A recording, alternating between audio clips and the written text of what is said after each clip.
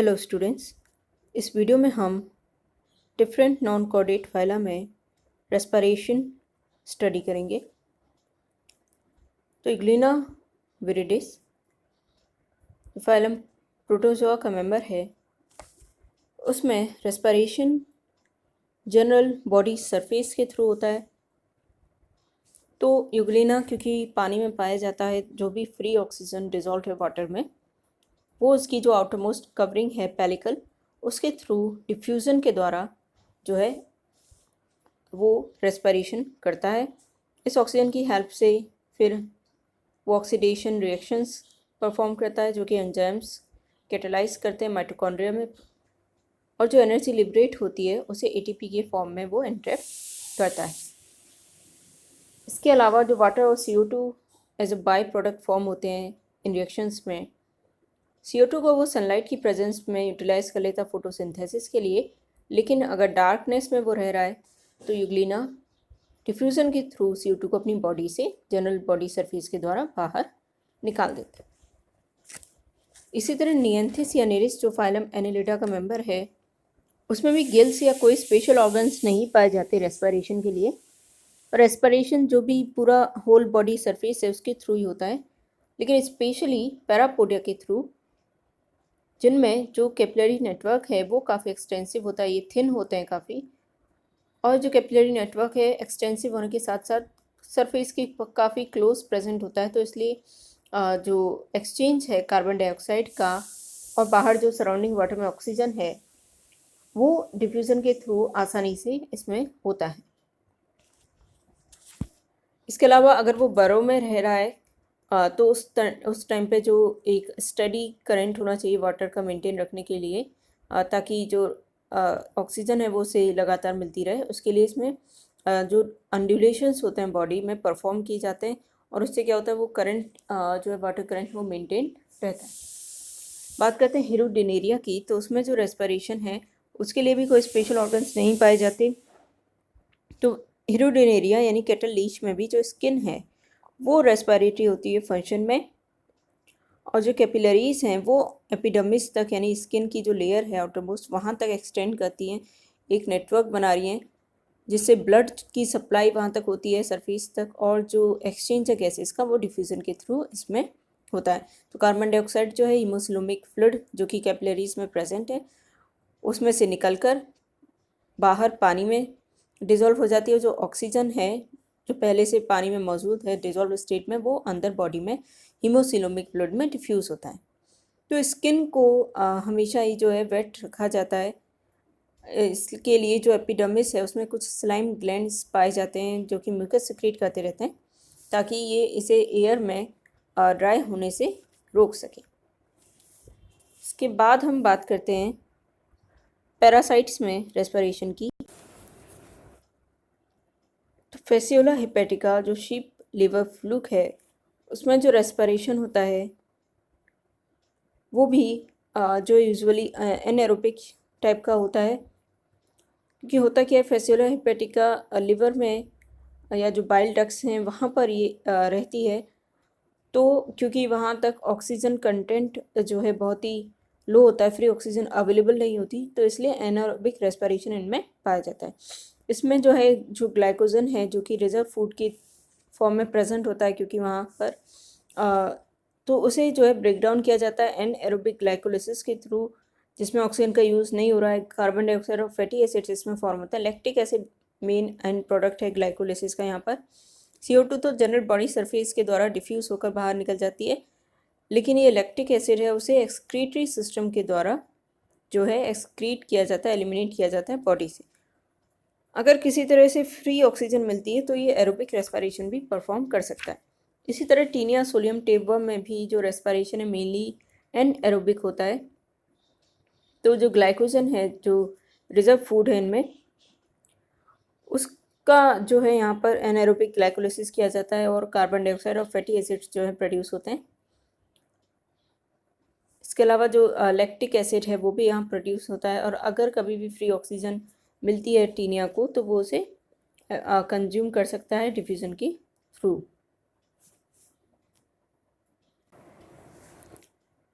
अब बात करते हैं गिल्स के थ्रू रेस्पिरेशन की। तो ये पाया जाता है पेलिमॉन, फ्रेश वाटर प्रॉन में रेस्पिरेटरी सिस्टम जो है वेल डेवलप्ड होता है, और इसमें एक्चुअली जो रेस्पिरेशन है वो 3 स्ट्रक्चर्स के थ्रू हो रहा है।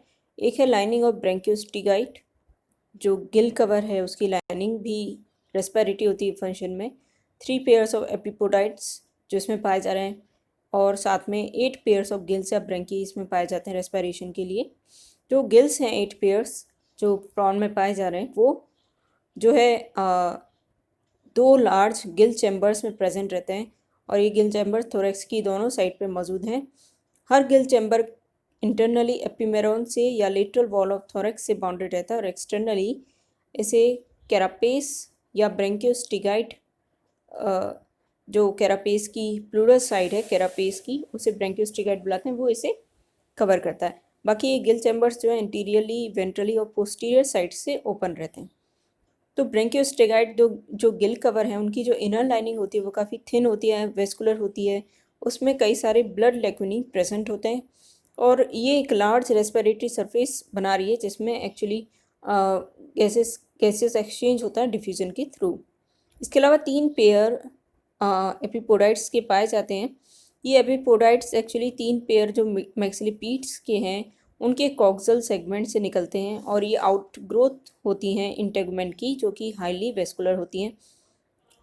जो फर्स्ट पेयर के एपिपोडाइट्स हैं वो बाइलोब्ड होते हैं, और ये जो है रेस्पिरेटरी ऑर्गन्स की तरह, जैसे कि प्रिमिटिव गिल्स की तरह ये फंक्शन करते हैं। इसके बाद बात करते हैं गिल्स की। तो 8 पेयर ऑफ गिल्स प्रेजेंट हैं, हर गिल चैम्बर में 8 गिल्स हैं। इसका मतलब उसमें से केवल जो आठवां गिल है वो जो है सेकेंड गिल के डोर्सल पार्ट पे सिचुएटेड रहता है, कंसील रहता है। अब बात करते हैं टाइप्स ऑफ गिल्स की। तो यहाँ पर गिल्स जो हैं 3 टाइप के मिल सकते हैं। तो पोडो ब्रांच और फुट गिल जो है एक पाया जाता है पेलिमॉन में, क्योंकि वो जो पोडो ब्रांच का मतलब है जो कि कॉक्सा है किसी भी अपेंडिस का उससे कनेक्टेड हो, उससे अटैच हो, ऐसा गिल फुट गिल या पोडो ब्रांच कहलाता है। पेलिमॉन में एक ही पोडो ब्रांच पाया जाता है जो कि सेकेंड मैक्सिलिपीड के कॉक्सा से अटैच रहता है। आर्थ्रो ब्रांच और जॉइंट गिल आर्थ्रोडियल मेम्ब्रेन से जो अटैच रहते हैं। तो पेलिमॉन में जो थर्ड मैक्सिलिपीड है दोनों, उनमें 2 आर्थ्रो ब्रांच पाए जा रहे हैं। प्लूरो ब्रांच या साइड गिल जो है लेटरल वॉल जो है उससे अटैच रहते हैं सेगमेंट की। इसी तरह इसलिए जो पेलिमॉन है उसमें 5 गिल्स जो हैं वो जो साइड पे पाए जा रहे हैं उन्हें प्लूरो ब्रांच बुलाया जाता है, क्योंकि वो थोरेसिक सेगमेंट्स की लेटरल वॉल से अटैच रहते हैं, जो थोरेसिक सेगमेंट जिनमें 5 वॉकिंग लेग्स पाए जा रहे हैं। तो एक पेयर पेलिमॉन में पोडो ब्रांच हो गया, बाकी 2 पेयर हो गए आपके आर्थ्रो ब्रांच के, और 5 पेयर्स हो गए प्लूरो ब्रांच या साइड गिल्स। तो बात करते हैं गिल्स के स्ट्रक्चर की। तो प्रॉन में जो गिल्स होते हैं वो क्रेसेंटिक होते हैं शेप में, और उनका साइज़ पीछे की तरफ जो है वो इंक्रीज़ होता रहता है। तो हर पीछे का गिल अपने सामने वाले गिल से लार्जर होता है साइज़ में। जितने भी गिल्स हैं पेलिमॉन के वो फाइलो ब्रांच होते हैं, क्योंकि उनमें जो है 2 रोज पाई जा रही हैं लीफ लाइक गिल प्लेट्स की, जो कि एक किताब में जिस तरह पन्ने अरेंज होते हैं वैसे ये अरेंज रहती हैं। तो 2 रोज पाई जाती हैं इनमें गिल प्लेट्स की, इसलिए पेलिमॉन की गिल्स को फाइलो ब्रांच बुलाया जाता है। गिल प्लेट्स भी जो है हर एक गिल में लार्जेस्ट होती हैं साइज़ में मिडिल में, लेकिन दोनों तरफ एंड्स पर ये स्मॉलर होती जाती हैं साइज़ में। इसके अलावा एक मीडियन लॉन्गिट्यूडनल ग्रूव जो है इन 2 रोज के बीच में पाई जाती है, जो इन गिल प्लेट्स को एक दूसरे से सेपरेट कर रही है। बात करते हैं गिल्स में ब्लड सप्लाई की। तो 3 लॉन्गिट्यूडनल ब्लड चैनल्स जो हैं गिल बेस से लेके गिल बेस में रन करते हैं। एक एंड से लेके दूसरे एंड तक 3 लॉन्गिट्यूडनल ब्लड चैनल्स पाए जाते हैं। इनमें से 2 जो है लेटरल लॉन्गिट्यूडनल चैनल्स कहलाते हैं, जो कि लेटरल मार्जिन्स पे पाए जाएंगे, यानी एक हर साइड पे पाया जा रहा है। तीसरा एक मीडियन लॉन्गिट्यूडनल चैनल होता है। तो लेटरल चैनल्स आपस में कनेक्टेड रहते हैं ट्रांसवर्स कनेक्टिव्स के थ्रू। तो एक लेडर लाइक स्ट्रक्चर ये फॉर्म कर रहे हैं, और हर गिल प्लेट में जाकर जो लेटरल चैनल है अब उस साइड का वो एक मार्जिनल चैनल फॉर्म करता है, जो कि उस मार्जिन के अलोंग जो है रन करता हुआ फिर अल्टीमेटली मीडियन लॉन्गिट्यूडनल चैनल को ज्वाइन कर लेता है। डीऑक्सीजनेटेड ब्लड जो है बॉडी से गिल तक पहुंचाया जाता है एफरेंट ब्रेंकियल चैनल के द्वारा। इसके अलावा ऑक्सीजनेटेड ब्लड जो उसे कैरी करता है एक इफरेंट ब्रेंकियल चैनल और उसे पेरिकार्डियम तक लेकर जाता है। तो अगर इसमें हम रेस्पिरेटरी मैकेनिज्म देखें तो होता क्या है, जो हर मैक्सिला है उसका जो बेलर या स्किफोग्नेथाइट जो होता है वो एक तरह से कांस्टेंट मूवमेंट करता है और पानी को जो है गिल चैम्बर से एंटीरियरली बाहर की ओर निकालता है। तो फ्रेश वाटर हमेशा एंटर हो रहा है गिल चैम्बर में पीछे की तरफ से करंट की फॉर्म में, और उस बेलर के मूवमेंट की वजह से जो मैक्सिला पर प्रेजेंट है वो पानी जो है आगे एंटीरियर एंड से बाहर निकाला जाता है। जब ये वाटर करंट जो है ब्रेंकियोस्टेगाइड, गिल्स और एपिपोडाइट्स के ऊपर से फ्लो होता है, क्योंकि वो वेस्कुलर होते हैं काफ़ी, तो वहाँ पर ब्लड के बीच में और वाटर के बीच में एक्सचेंज होता है गैसेस का, और इस तरह से रेस्पिरेशन जो है पेलेमॉन में कंप्लीट होता है। इसके बाद बात करते हैं पाइला की या पलिस्नेल की। तो इसमें भी एक्वेटिक मोड ऑफ रेस्पिरेशन पाया जाता है, साथ में इसमें एरियल मोड ऑफ रेस्पिरेशन भी मिल रहा है।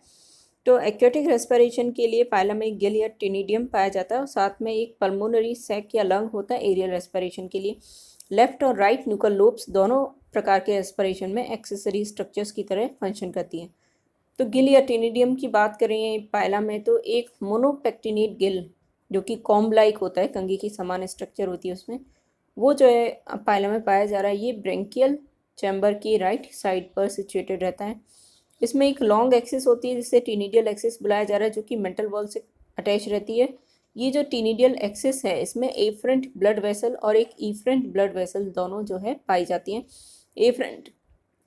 एफरेंट ब्लड वेसल जो है डीऑक्सीजनेटेड ब्लड लेकर आ रही है गिल तक, और efferent blood vessel oxygenated blood को हार्ट तक लेकर जाती है। जो ये टीनिडियल एक्सिस है उस पर कई सारी लीफलेट्स और ट्रायंगुलर शेप की फ्लैट लीफलेट्स प्रेजेंट होती हैं, उन्हें हम लेमेली बुलाते हैं। तो जितनी भी लेमेली हैं वो सेम साइज़ की नहीं होती, मिडल में इनका साइज़ जो है बड़ा होता है और इनका साइज़ एंड्स की तरफ जो है डिक्रीज होता रहता है। हिस्टोलॉजिकली यानी देखें तो लेमेला जो है हर लेमेला में डबल लेयर होती है एपिथेलियम की, और इसके बीच में जो एक नैरो कैविटी पाई जाती है। हर एपिथेलियल लेयर में कुछ 3 तरह के सेल्स मिलते हैं, non ciliated columnar sales, ciliated columnar sales और ग्लैंडुलर सेल्स। पल्मोनरी सैक की बात करें तो पल्मोनरी सैक या लंग जैसा एक स्ट्रक्चर पाया जाता है पाइला में, जो कि बैग लाइक स्ट्रक्चर है, मेंटल वॉल से डेवलप होता है और ये मेंटल कैविटी के पल्मोनरी चैम्बर में हैंग कर रहा है। और ये जो है इसकी ओपनिंग जो है एक पल्मोनरी अपर्चर जो है इसकी ओपनिंग को पल्मोनरी अपर्चर जो है बुलाया जाता है। इसका जो डॉर्सल वॉल है वो पिगमेंटेड रहता है, जबकि वेंट्रल वॉल है वाइट होता है। ये वॉल्स मस्कुलर होते हैं और हाईली वेस्कुलर हैं, तो इनमें ब्लड स्पेसेस प्रेजेंट रहते हैं। न्यूकल लोब्स की बात करें जो कि एक्सेसरी स्ट्रक्चर्स होते हैं, तो ये हाईली कॉन्ट्रेक्टाइल स्ट्रक्चर्स हैं। मेंटल के हेड के ईदर साइड पर एक जो है सिचुएटेड रहता है। ये दोनों न्यूकल लोब्स जो है एक तरह से एंट्री और एग्जिट के लिए पानी की, और जिससे मेंटल कैविटी में एंट्री होती है और एक से जो है एग्जिट होती है मेंटल कैविटी से वाटर की, उसमें ये फंक्शन करती है। अब देखते हैं मैकेनिज्म ऑफ रेस्पिरेशन। तो एक्वेटिक रेस्पिरेशन जो है पाइला में या स्नेल में जब होता है, जब ये बॉटम पे प्रेजेंट हो या फिर मिड वाटर में फ्लोट कर रहा हो या फिर किसी प्लांट या वीट से अटैच हो वाटर में, तो पानी में ये एक्वेटिक रेस्पिरेशन परफॉर्म करता है। तो 2 न्यूकल लोब्स जो पाई जा रही हैं पाइला में ईदर साइड पे मेंटल कैविटी के, वो चैनल लाइक स्ट्रक्चर्स फॉर्म करती हैं। लेफ्ट लोब जो है उसके थ्रू पानी जो है अंदर एंटर करता है और अल्टीमेटली ये ब्रेंकियल चैम्बर में पहुंचता है, जहां पर टीनिडियम प्रेजेंट है, तो उसको पूरी तरह से वॉश करता हुआ एक तरफ से राइट न्यूकल लोब के थ्रू पानी जो है बाहर निकल जाता है। तो ये जो फ्लो ऑफ वाटर करंट है जिसमें लेफ्ट न्यूकल लोब से पानी एंटर कर रहा है फिर ब्रेंकियल चैम्बर में आता है, वहाँ पर जो टीनिडियम प्रेजेंट है उसको एक तरह से भिगोता हुआ फिर ये राइट न्यूकल लोब के थ्रू बाहर निकल जाता है। इस फ्लो को मेंटेन करने के लिए ऑल्टरनेटली जो मेंटल कैविटी है उसके फ्लोर को लोअर किया जाता है और रेज किया जाता है। इसके लिए क्या किया जाता है कि जो हेड है उसको बाहर निकाला जाता है और बाद में रिट्रैक्ट कर लिया जाता है। उससे क्या है, जो मेंटल कैविटी का फ्लोर है वो लोअर होता है, फिर रेस भी होता है। इसके अलावा जो टीनिडियम में लेमेली पाए जा रहे हैं उनमें जो सीलिया प्रेजेंट है उनके बीटिंग से भी ये वाटर करंट जो है फ्लो इसका मेंटेन किया जाता है। तो इस तरह से एक्वेटिक रेस्पिरेशन परफॉर्म हो जाता है। जब पानी टीनिडियम के लेमेली के ऊपर से गुजरता है तो वहाँ पर जो है गैसेस एक्सचेंज होता है। एरियल रेस्पिरेशन भी देखने को मिलता है एनिमल में, इसमें पाइलम में, जब ये जो है पानी में हो या फिर ये बाहर लैंड पर हो। जब ये पानी में होता है तो वाटर सरफेस के पास आकर ये अपनी लेफ्ट न्यूकल लोब को जो है बाहर की ओर एक्सटेंड करता है। लेफ्ट न्यूकल लोब इसमें रोल अप होकर एक ट्यूब लाइक स्ट्रक्चर बनाती है, इसे हम साइफन बुलाते हैं। इसकी ओपनिंग जो है वाटर सरफेस के ऊपर तक एक्सटेंड करती है, अबव एक्सटेंड करती है। तो इससे क्या होता है, एयर जो है इसके थ्रू एंटर करती है। एयर फिर पल्मोनरी अपर्चर्स के थ्रू पल्मोनरी सैक में एंटर करती है और एयर इसी रास्ते के थ्रू बाहर भी निकलती है। तो इसके लिए पल्मोनरी सैक क्या करता है, बाहर और अंदर का फ्लो मेंटेन करने के लिए हवा का पल्मोनरी सैक जो है ऑल्टरनेटली एक्सपेंड करता है और कॉन्ट्रैक्ट करता है। पल्मोनरी सैक की वॉल में जैसे मैंने आपको बताया कि ब्लड वेसल्स साइनसेस प्रेजेंट होते हैं, तो वहाँ पर गैसेस एक्सचेंज हो जाता है। तो उसी रास्ते के थ्रू लेफ्ट न्यूकल लोब से ही जो हवा है वो बाहर निकल जाती।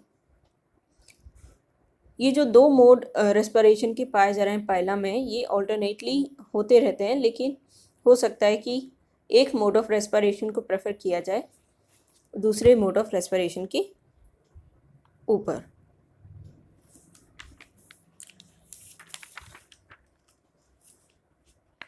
इसके बाद हम बात करते हैं यूनियो या लेमिलिडेंस में रेस्पिरेटरी सिस्टम की। तो यहाँ पर भी जो सराउंडिंग वाटर में जो ऑक्सीजन है वो उसके लिए गिल्स इसमें पाए जाते हैं।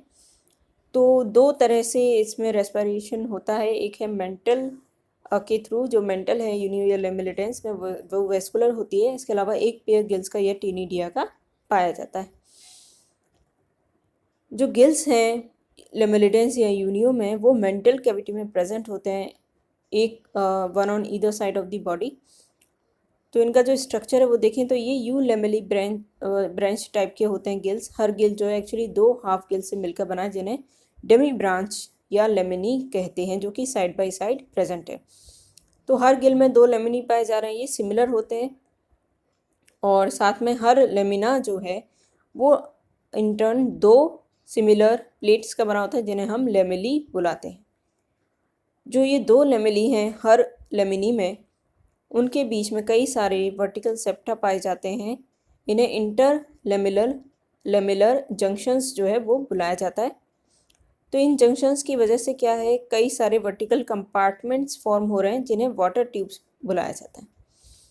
जितने भी वाटर ट्यूब्स होते हैं एक लेमिना में, वो डॉर्सली एक कॉमन सुप्रा ब्रेंकियल चैम्बर में ओपन होते हैं। इसके अलावा जो हर लेमिना है वो बना होता है एक गिल फिलामेंट्स का। कई सारे वर्टिकल वी शेप रॉड्स होती हैं गिल फिलामेंट्स, जो कि आपस में जुड़ी रहती हैं।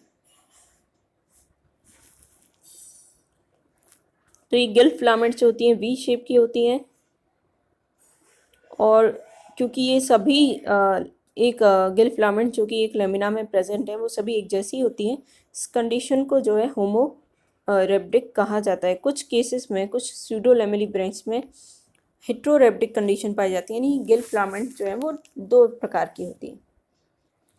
इसके अलावा लेमिलिडेंस या यूनियो में जो गिल फिलामेंट हैं वो मेनली कनेक्टिव टिश्यू के बने होते हैं और उनका जो वो बाउंडेड रहता है एपिथेलियम के द्वारा, जिसमें एक्चुअली एपिथेलियम जो है वो काफ़ी सीलेटेड पाई जाती है। इसके बाद बात करते हैं ब्लड सप्लाई की। तो गिल्स को डीऑक्सीजनेटेड ब्लड मिलता है किडनीज से एफरेंट ब्रेंकियल वेसल के द्वारा। ये एफरेंट ब्रेंकियल वेसल ब्रांचेस देती है अपनी इंटरलेमिनर जंक्शंस पर। ये ब्रांचेस फिर ओपन होती हैं एक इफरेंट ब्रेंकियल वेसल में, और जो ऑक्सीजनेटेड ब्लड है वो ये इफरेंट ब्रेंकियल वेसल जो है हार्ट तक कन्वे करती है। हर गिल जो है अपनी मेंटल कैविटी को, अपनी साइड की मेंटल कैविटी को दो चैम्बर्स में डिवाइड कर रहा है। एक होता है इंफ्रा ब्रेंकियल चैम्बर और ये जो इंफ्राब्रेंकियल चैम्बर है ये कम्युनिकेट करता है एक्सटीरियर के साथ, एक्सटीरियर में ओपन हो रहा है इनहेलेंट साइफन के थ्रू। इसके अलावा दो नैरो लॉन्गिट्यूडनल सुप्राब्रेंकियल चैम्बर्स जो हैं प्रेजेंट होते हैं। सुप्राब्रेंकियल चैम्बर्स दो होते हैं, यानी एक सुप्राब्रेंकियल चैम्बर हर लेमिना के ऊपर पाया जाता है। ये आपस में डिवाइडेड रहते हैं टीनिडियल एक्सिस के द्वारा। पोस्टीरियरली ये सुप्राब्रेंकियल चैम्बर्स जो हैं दोनों गिल्स के ओपन होते हैं क्लोएका में। क्लोएका जो है एक्सेलेंट साइफन के थ्रू एक्सटीरियर के साथ, बाहर आउटसाइड के साथ में कम्युनिकेट करती है। इसके अलावा जो मेंटल है, यानी जो मेंटल लोब्स हैं, क्योंकि वो वेस्कुलर होती हैं, थिन होती हैं, तो इसलिए वो भी यहाँ पर रेस्पिरेशन में हेल्प कर रहे हैं। और बात करते हैं रेस्पिरेशन मैकेनिज्म की, तो जो गिल फिलामेंट्स हैं उनमें जो सीलिया पाए जाते हैं, इसके अलावा जो मेंटल को लाइन कर रहे हैं वो सीलिया मिलकर एक करंट, वाटर करंट जो है सेटअप करते हैं। ये वाटर करंट एंटर करता है इनहेलेंट साइफन के थ्रू इंफ्राब्रेंकियल चैम्बर में। इस इनकमिंग वाटर में डिजॉल्व ऑक्सीजन भी प्रेजेंट होती है, माइक्रो ऑर्गेनिजम्स भी प्रेजेंट होते हैं जो उसका फूड बना रहे हैं यूनियो या लेमेलिडेंस का। इंफ्राब्रेंकियल चैम्बर से वाटर एंटर करता है गिल लेमिनी के वाटर ट्यूब्स में ऑस्टिया के थ्रू। फूड पार्टिकल्स जो है इस वाटर ट्यूब्स में एंटर नहीं कर पाते। वाटर ट्यूब से होता हुआ वाटर जो है ऊपर की ओर फ्लो करता है और अल्टीमेटली सुप्राब्रेंकियल चैम्बर जो कि हर लेमिना के ऊपर एक मौजूद है उसमें एंटर करता है। इस चैम्बर में ये वाटर जो है फिर बैकवर्ड फ्लो करता है क्लोएका के थ्रू, फिर वो जो है क्लोएका चैम्बर में पहुंचता है और वहाँ से वो एक्सेलेंट साइफन के थ्रू बॉडी से बाहर निकल जाता है। तो जब वाटर जो इंफ्राब्रेंकियल चैम्बर और वाटर ट्यूब्स के ऊपर से फ्लो करता है तो क्या होता है, वहाँ पर जो ब्लड नेटवर्क प्रेजेंट है उसमें जो ब्लड है वो जो है गैसेस एक्सचेंज होता है, वहाँ पर ऑक्सीजन ले ली जाती है और कार्बन डाइऑक्साइड जो है पानी में रिटर्न कर दी जाती है। तो ये जो आउटगोइंग करंट ऑफ वाटर है वो कार्बन डाइऑक्साइड के साथ साथ नाइट्रोजिनस एक्सक्रीटरी प्रोडक्ट भी बाहर बॉडी से लेकर जाता है। अब बात करते हैं ट्रैकियल रेस्पिरेशन की, तो ये रेस्पिरेशन जो है इंसेक्ट्स में देखने को मिलता है। ज़्यादातर इंसेक्ट्स में जो है ये गैस एक्सचेंज सिस्टम पाया जाता है जो कि काफ़ी एफिशिएंट होता है। ये बना होता है ब्रांचिंग इलास्टिक एयर ट्यूब्स या ट्रैकी से मिलकर, इसी को ट्रैकियल सिस्टम बुलाया जाता है। ट्रैकियल सिस्टम का जो जनरल प्लान है वो वर्टिब्रेट एनिमल्स में जो सर्कुलेटरी सिस्टम का प्लान है उससे रिजेंबल करता है, क्योंकि ये जो ट्रैकिया हैं ये पूरी बॉडी में डिस्ट्रीब्यूटेड होते हैं और एयर जो है यहाँ पर डायरेक्ट कॉन्टैक्ट में आती है टिश्यूज़ और सेल्स के बॉडी के, और डायरेक्ट एक्सचेंज हो रहा है यहाँ पर गैसेस एक्सचेंज। तो इंसेक्ट्स में ये ट्रैकियल सिस्टम ऑक्सीजन और कार्बन डाइऑक्साइड के ट्रांसपोर्ट के लिए हेल्पफुल है। इसका फंक्शन है ट्रांसपोर्ट करना इन गैसेस का, क्योंकि यहाँ पर ब्लड जो है उसमें कोई रेस्पिरेटरी फंक्शन नहीं रहा, क्योंकि ब्लड जो है यहाँ पर उसमें हीमोग्लोबिन या कोई और ऐसा रेस्पिरेटरी पिगमेंट जो है वो नहीं पाया जाता। केवल कायरोनोमस लार्वी को छोड़ के, जो कि मिस स्प्लाइस के लार्वी होते हैं, केवल उन्हीं में हीमोग्लोबिन पाया जा रहा है ब्लड प्लाज्मा में। बाकी सभी इंसेक्ट्स में जो है जो ब्लड पाया जाता है उसमें कोई ऑक्सीजन कैरिंग कैपेसिटी प्रेजेंट नहीं होती। तो बात करते हैं सिस्टम के डिफरेंट पार्ट्स की। तो पहले हैं स्पाइरिकल्स, जो भी एयर एंटर करती है ट्रैकी में, जो कि एयर ट्यूब्स हैं, इलास्टिक एयर ट्यूब से ब्रांचिंग नेटवर्क फॉर्म कर रखा है उन्होंने बॉडी में। तो जो भी एयर एंटर करती है वो एपर्चर्स के थ्रू इस सिस्टम में एंटर करती है, और ये एपर्चर सर्कुलर हो सकते हैं, एलोंगेटेड हो सकते हैं, इन्हीं को स्टिग्मेटा या स्पाइरिकल्स बनाया जाता है, स्पाइरिकल्स बुलाया जाता है। ये जो है इंसेक्ट की बॉडी पर लेटरली साइड्स में प्रेजेंट होते हैं। इनका नंबर जो है जनरली 10 पेयर्स का होता है। इसमें से 2 pair of spiracle thoracic part में मिल रहे हैं बॉडी के, बाकी के 8 एब्डोमिनल सेगमेंट्स में मिलते हैं। हर जो स्पाइरिकल है, हर जो ये ओपनिंग है उसको सपोर्ट करता है एक एनुलर स्क्लेराइट या पेरिट्रीम, और इस ओपनिंग को, स्पाइरिकल की ओपनिंग को एक स्फिंक्टर के थ्रू जो है क्लोज किया जा सकता है। स्पाइरिकल जो है जनरली अंदर एक छोटे से अपर्चर में लीड कर सकते हैं जिसे एट्रियम बुलाया जाता है, और साथ में एक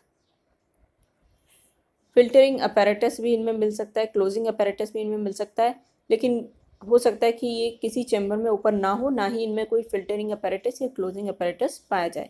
फिल्टरिंग अपैरेटस से हमारा तात्पर्य है कि कुछ फाइन हेयर या ब्रिसल्स यहाँ पर पाए जाते हैं जहाँ स्पाइरिकल पाया जा रहा है उसकी जस्ट ब्लो, जिससे कि जो डर्ट है वो एंटर नहीं कर पाए सिस्टम में। इसके अलावा क्लोजिंग अपैरेटस से हमारा मतलब है एक वॉल्व की प्रेजेंस, जो कि एक्चुअली लॉस ऑफ वाटर को प्रिवेंट करती है और साथ में जो फ्लो है एयर का उसे रेगुलेट करने में भी हेल्प करती है।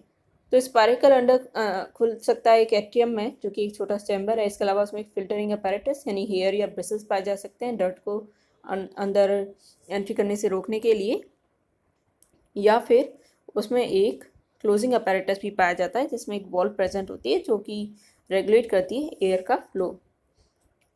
स्पायरिकल्स नॉर्मली जो है बहुत ही कम समय के लिए ओपन किए जाते हैं, क्योंकि होता क्या है, अगर ये ज़्यादा टाइम के लिए ओपन किए गए तो वाटर का लॉस हो जाएगा बॉडी से।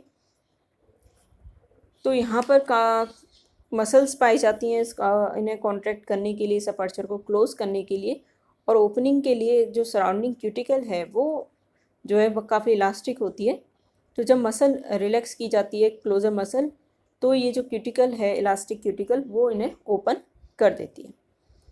ये जो क्लोजर मसल है जो कि क्लोज करने के काम आती है स्पायरिकल्स को, उसका कंट्रोल जो है सेंट्रल नर्वस सिस्टम करता है, और ये केमिकल स्टिमुलाई के लिए रेस्पॉन्ड भी कर सकते हैं।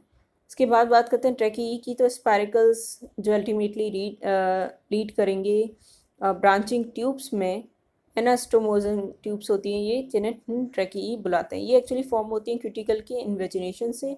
हर ट्रैकिया की वॉल जो है उसमें 3 लेयर्स देखने को मिलती हैं। सबसे इनर वाली लेयर होती है काइटिनस लेयर या इंटीमा, जिसमें स्पाइरल थिकनिंग्स पाई जाती हैं और इन्हें हम टीनिडिया बुलाते हैं। ये टीनिडिया एक्चुअली ट्रैकिया के कोलैप्स को रोकने के लिए होती हैं। अगर मान लीजिए किसी कारण से एयर प्रेशर जो है वो रिड्यूस हो जाए तो जो ट्रैकिया वो कोलैप्स ना कर जाए, इसलिए टीनिडिया स्पाइरल थिकनिंग्स जो इनकी वॉल में इंटरनली पाई जाती हैं। जो इंटीमा है उसमें भी आउटर एपिक्यूटिकल होती है, उसके नीचे एक प्रोटीन काइटिन की लेयर होती है मिडिल में, और उसके बाद इंटीमा के जस्ट नीचे प्रेजेंट होती है एक सेलुलर लेयर एपिथेलियम की, और सबसे बाहर प्रेजेंट होती है एक सपोर्टिंग लेयर या बेसमेंट मेम्ब्रेन। इसके आगे बात करते हैं ट्रैक्यूल्स की। तो ट्रैकी जो ट्यूब्स हैं वो आगे ब्रांच होती हैं और बहुत ही फाइनर ट्यूब्स में ये फाइनर ट्यूब्स ये फॉर्म करती है जिन्हें हम ट्रैक्यूल्स बुलाते हैं। ट्रैकी और ट्रैक्यूल्स के बीच में कोई डिस्टिंक्शन नहीं है, लेकिन जो ट्रैक्यूल्स होते हैं वो हमेशा इंट्रासेलुलर होते हैं और मॉल्टिंग के टाइम पर ये अपनी क्यूटिकल की जो लाइनिंग है वो उनमें प्रेजेंट रहती है, जो कि ट्रैकी के साथ ऐसा नहीं होता। ट्रैक्यूल्स जो हैं डिस्टली बहुत ही छोटे होते जाते हैं साइज़ में, और ये ट्रैक्योब्लास्ट नाम के सेल्स में फॉर्म होते हैं। इनकी एंटीमा काफ़ी थिक होती है, लेकिन ट्रैक्यूल्स में टीनिडिया नहीं पाए जाते, वो केवल एक प्रोटीन से लाइंड अप रहते हैं जिसे ट्रैकीन बुलाते हैं। ये जो ट्रैक्यूल्स हैं वो टिश्यूज़ के साथ बहुत ही इंटीमेट नेटवर्क जो है फॉर्म करते हैं। डिस्टली ये ट्रैक्यूल्स हो सकता है ब्लाइंडली एंड हो, या वो एनास्टोमोस भी हो सकते हैं। अल्टीमेटली ट्रैक्यूल्स जो है सेल्स में एंटर करते हैं, इंट्रासेलुलर ये प्रेजेंट है, और इनमें एक फ्लूइड पाया जाता है जिसे ट्रैक्यूल फ्लूइड जो है कहते हैं। तो ये जो फ्लूइड है इसे जो है जब मूवमेंट होता है पानी का सराउंडिंग टिश्यूज़ में, तो उससे क्या होता है, इसका जो अमाउंट है फ्लूइड का वो रिड्यूस हो जाता है, और अमाउंट ऑफ फ्लूइड रिड्यूस होने से क्या होता है, जो ट्रैक्यूल्स हैं उनकी ज़्यादा से ज़्यादा सरफेस जो एक्सपोज हो जाती है ऑक्सीजन के लिए, और काफ़ी जो सप्लाई है वो काफ़ी तेज़ी से फिर की जा सकती है। इसके अलावा कुछ केसेस में जैसे ग्रास हॉपर्स में, बटरफ्लाइज में, बीज में, सिकाडाज में ट्रैकी एयर सेक्स में डायलेट होते हैं। ये एयर सेक्स जो होते हैं इनमें स्पायरल थिकनिंग जैसा कुछ भी नहीं पाया जाता, उसकी वजह से इनमें जो है सप्लाई जो है ऑक्सीजन की वो काफ़ी हद तक जो है इंक्रीज हो जाती है। तो ये इंसेक्ट्स में ब्रीथिंग कैपेसिटी काफ़ी ज़्यादा पाई जाएगी बजाय उन इंसेक्ट्स के जिनमें एयर सेक्स के स्थान पर ट्रैक्यूल्स पाए जा रहे हैं। तो मैकेनिज्म की देखें तो रेस्पिरेटरी एक्सचेंज कैसे होता है ट्रैकियल सिस्टम में, डिफ्यूजन के थ्रू और पार्टली वेंटिलेशन के थ्रू। जैसे कि वर्टिब्रेट लंग में होता है तो ऑक्सीजन जो है जो स्पायरिकल्स के थ्रू एयर आ रही है उसके साथ में एंटर करती है सिस्टम में। तो इसके लिए क्या किया जाता है कि जो ट्रैक्यूल्स में जो प्रेशर है, पार्शियल प्रेशर, उसे बाहर की एयर के मुकाबले रिड्यूस करके रखा जाता है।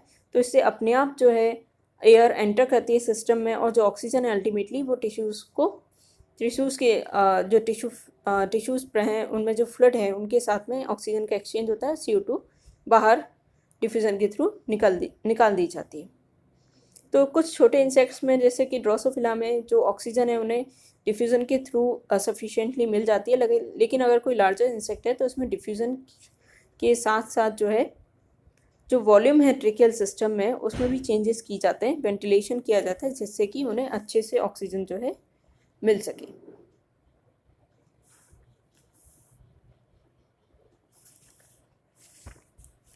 बात करते हैं हम एस्टेरिस की या सी स्टार की, जिसमें जो रेस्पिरेशन है उसके लिए डर्मल ब्रेंकी या पेपुली पाए जाते हैं जो कि एबोरल सरफेस पे प्रेजेंट होते हैं। ये जो डर्मल ब्रेंकी या पेपुली हैं ये थिन वॉल्ड होते हैं, कॉन्ट्रेक्टाइल होते हैं, स्किन की आउट ग्रोथ हैं। इनमें जो कैविटी है वो कंटिन्यूस रहती है सीलोम के द्वारा, सीलोम के साथ। और जो ऑक्सीजन है सी वाटर में जो डिजॉल्व ऑक्सीजन है वो पेपुली से जो क्योंकि पेपुली काफ़ी थिन है उनकी थ्रू डिफ्यूज़ होकर अंदर सीलो में एंटर करती है, कार्बन डाइऑक्साइड जो बाहर डिफ्यूज़ हो जाती है। तो एक रेस्पिरेटरी वाटर करंट प्रोड्यूस किया जाता है जिससे कि पानी जो है पेपुली के ऊपर जो है हमेशा बहता रहे। इसके लिए जो सीलिया हैं जो कि उनके आउटर सरफेस पे प्रेजेंट है वो बीट करते हैं। इसके अलावा जो कैविटीज़ में सीलिया हैं वो जो है सीलोमिक फ्लूइड का एक फ्लो मेंटेन करते हैं इन पेपुली में। इसके अलावा जो ट्यूफीट होते हैं एस्टेरिस में, सी स्टार में, वो भी थिन वॉल्ड होते हैं और कुछ गैसेस एक्सचेंज जो है ट्यूब फीट के थ्रू भी हो सकता है।